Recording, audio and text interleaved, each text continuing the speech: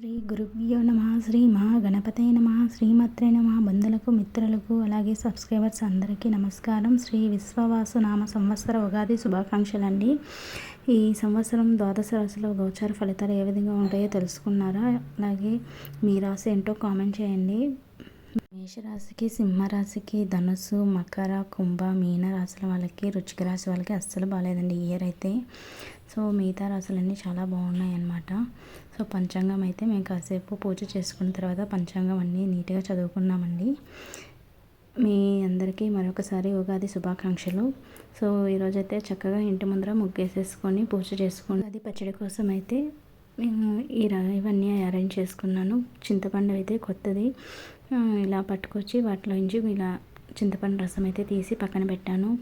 First అయితే చింతపండు పులుపు అయితే వేసుకుంటున్నానండి. దాంతోపాటు వేప పువ్వు, తీపి కోసం బెల్లము, అలాగే కారం కోసం పెప్పర్ పౌడరు, సాల్టు, మామిడికాయలు అన్నీ వేసుకున్నాను. చక్కగా ఇలా దేవుడికి కొబ్బరికాయ నివేదించుకొని పూజ చేసుకున్నాము. ధూపము అలాగే సాంబ్రాణి వేసుకొని చక్కగా ఇల్లంతా సాంబ్రాణి పొగతో పూజ చేసుకున్నాను అనమాట. సో ఇంకా నైవేద్యం కోసం అయితే మ్యాంగో రైస్ అయితే చేశాను. దానికోసం నేనైతే పోపు దినుసులన్నీ ఇలా చక్కగా ప్లేట్లో అయితే పెట్టుకొని ఆయిల్ వేసుకొని పోపు దినుసులు అందరూ వేసుకొని కొద్దిగా పసుపు అయితే యాడ్ చేసుకున్నాను. పులిహోర చాలా బాగుంటుందండి. ఇలా పచ్చిగా అలాగే రైస్లో కలుపుకోవచ్చు అనమాట. తురిమినేటివి నేను ఇలా ఒకసారి ఆయిల్లో ఫ్రై చేసుకుని తర్వాత రైస్ అయితే యాడ్ చేసుకుంటాను. అప్పుడు టేస్ట్ ఇంకా బాగుంటుంది. పచ్చిగా అలా తినాలనిపిస్తే మాత్రం రైస్లో మిక్స్ చేసుకోండి. లేదు అంటే ఇలా ఆయిల్లో కొంచెం ఒక 5 minutes అలా ఫ్రై చేసి తర్వాత వేడివేడి అన్నము అందులో వేసేసుకోవాలి. ఇక్కడ దద్దోజనం కూడా ప్రిపేర్ చేస్తున్నాను. అందుకని సపరేట్గా ఒక పోపు అయితే పెట్టుకున్నాను అనమాట గిన్నెలో. నేను ఆల్రెడీ చాలా వీడియోస్లో దద్దోజనం ఎలా చేసుకోవాలో చేశాను కాబట్టి ఈ వీడియోలో చూపించట్లేదు, స్కిప్ చేసేసాను. ఇంకా పూర్ణం బూరెల కోసం అయితే నేను పప్పు అయితే నానబెట్టుకున్నాను. అదేవిధంగా బూరెల కోసము అలాగే ఉద్దివడ కోసం అయితే ఉద్దిపప్పును అయితే నానబెట్టేస్తాను మార్నింగ్ లేస్తూనే. సో చక్కగా ఇవన్నీ నానాయి కదా, వీటిని అయితే నేను కుక్కర్లో అయితే పెట్టేస్తున్నాను. పప్పు అయితే ఒక 4 విజిల్స్ పెట్టేస్తాను. చక్కగా పప్పు అయితే ఉడికిపోయింది. ఈలోగా ఉద్దిపప్పును అయితే మిక్సీ పట్టేసుకున్నాను అనమాట. సో బూరెల కోసం సపరేటు అలాగే వడ కోసం సపరేట్ అయితే ఇలా పట్టి పెట్టుకునేస్తాను. నేను సపరేట్ గిన్నెలో అయితే వేసి పెట్టుకున్నాను అనమాట. ఈ బూరెల కోసం అయితే ఈ కన్సిస్టెన్సీలో అయితే నేను మిక్స్ చేసి పెట్టుకున్నాను.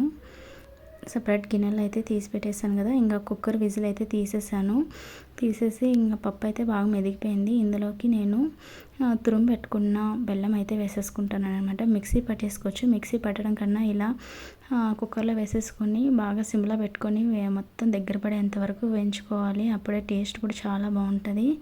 2 days అలా నిల్వ ఉంటుంది అనమాట. తినడానికి కూడా మనం ఫ్రెష్గా అప్పటికప్పుడు చేసుకోవచ్చు.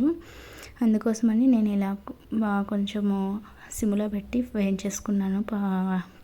బెల్లం తురుము వేసిన తర్వాత ఇందులోకి ఇలాచీ పౌడర్ అయితే యాడ్ చేద్దామని ఇలా ఇందులోకి అయితే యాడ్ చేసేసాను. సో ఒకసారి ఈ పొడి వేసిన తర్వాత బాగా మిక్స్ చేసేసాను. ఫ్లేవర్ కోసం అండి, మీకు నచ్చకపోతే స్కిప్ చేసేయచ్చు. ఇంకా గారెల కోసం అయితే ఇంకా పిండి రెడీ చేసుకున్నాను. అందులోకి కొత్తిమీర, కరివేపాకు, సాల్ట్, ఆనియన్స్, పెప్పర్ పౌడర్ అయితే వేసుకున్నా. కారం కోసం చిల్లీ పౌడర్ వేయలేదు, ఎందుకంటే వాళ్ళు చిన్నపిల్లలు కదా, వాళ్ళు మిర్చి కానీ కారం కానీ వేస్తే కొంచెం స్పైసీస్ అందుకనేసి వేయలేదన్నమాట. సో ఇంక ఇది కూడా బాగా దగ్గర పడిపోయింది. చక్కగా ఈ కన్సిస్టెన్సీ వచ్చాక స్టవ్ ఆఫ్ చేసేయాలి. ఇంకా ఆయిల్ అయితే పెట్టేసుకున్నాను. రైస్ ఒక పక్క ఉంది, రసం అయితే పెట్టేసాను అనమాట వైట్ రైస్ కోసం. బూరెల కోసం అయితే నేను ఇందులో ఒక 2 tablespoon వరకు రైస్ పౌడర్ యాడ్ చేసుకున్నాను. అలాగే కొద్దిగా సాల్ట్ అయితే వేసుకొని బాగా మిక్స్ చేసేసాను. ఇంకా గారాలు అయితే వేసేసాను ఫస్ట్. బూరెల కోసం అయితే నేను ఈ లోపల పెట్టడానికి చిన్న లడ్డూస్ లాగా ఇలా చేసి పెట్టేసుకున్నాను. ఒకటి తర్వాత ఒకటి వేసేసుకోవచ్చు కదా, ఈజీగా అయిపోతుంది వెంటనే అనమాట. గారెలన్నీ తీసేసిన తర్వాత బూరెలు కూడా వేసేసాను ఒకసారి. పిండి ఈ రకంగా ఉంటేనే గారెలు అనేది పక్కన ఆయిల్లో విడిపోకుండా అనేది చక్కగా వస్తుంది. బూరెలు కూడా చక్కగా వచ్చాయి అన్నమాట. టేస్ట్ కూడా చాలా బాగున్నాయి.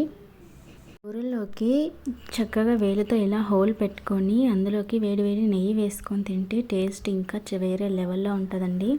మీరు ఎప్పుడైనా ట్రై చేస్తారా? చాలా బాగుంటుంది అనమాట. నేను ఇలా నెయ్యి కూడా అందులో వేసుకొని తిన్నాము. చాలా టేస్టీగా ఉంది. చక్కగా ఇలా అరిటాకులో అయితే వడ్డించుకొని తిన్నామన్నమాట. ఈసారి అందరికీ ఉగాది శుభాకాంక్షలు అండి.